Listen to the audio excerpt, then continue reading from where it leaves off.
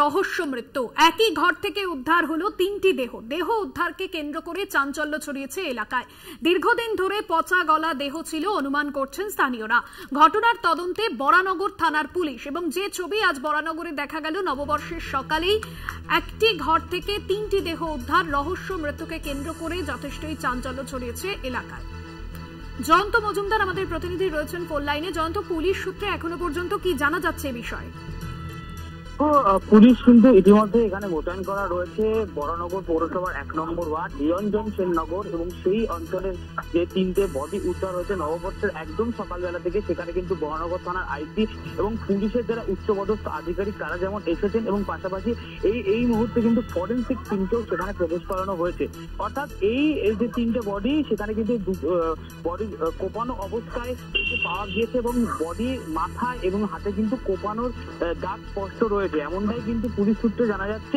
এবং পরিবার সূত্রে যারা সেই সময় ঘরে ঢুকে ভেতরে প্রবেশ করেছিলেন তারাও কিন্তু যেটা দেখেছেন তার মাফিক আমাদেরকে যেটা বলেছেন সেই সূত্রে জানা যাচ্ছে কিন্তু খুন বলে প্রাথমিক অনুমান। এবং শুধু তাই নয়, 9 তারিখ থেকে কিন্তু ওই 3 জনের ফোন সুইচ অফ ছিল। শঙ্কর হালদারের যিনি মেয়ে, তিনি কিন্তু এখানে উপস্থিত রয়েছেন, তার সাথে কথা বলে আমরা জানতে পেরেছি তিনি বলেছেন পরিবারের মধ্যে কোনো ঝুট ঝামেলা ছিল না।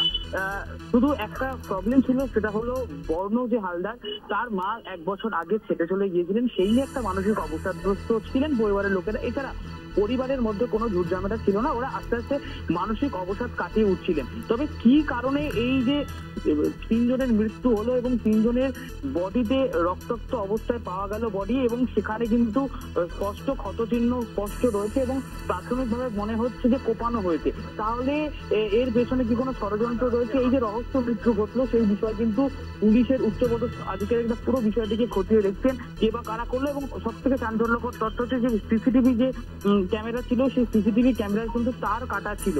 অর্থাৎ এইখান থেকে কিন্তু রহস্য কিন্তু আরো গাঢ় হচ্ছে, এবং এই বিষয়টি কিন্তু বরানগর থানার পুলিশ এবং উচ্চপদস্থ যারা আধিকারিক রয়েছে, ব্যারাকপুর পুলিশ কমিশনারেটের, তারা কিন্তু পুরো বিষয়টিকে খতিয়ে দেখছে। একদমই ধন্যবাদ জানাবো। জয়ন্ত মজুমদার আমাদের প্রতিনিধি ছিলেন ফোন লাইনে।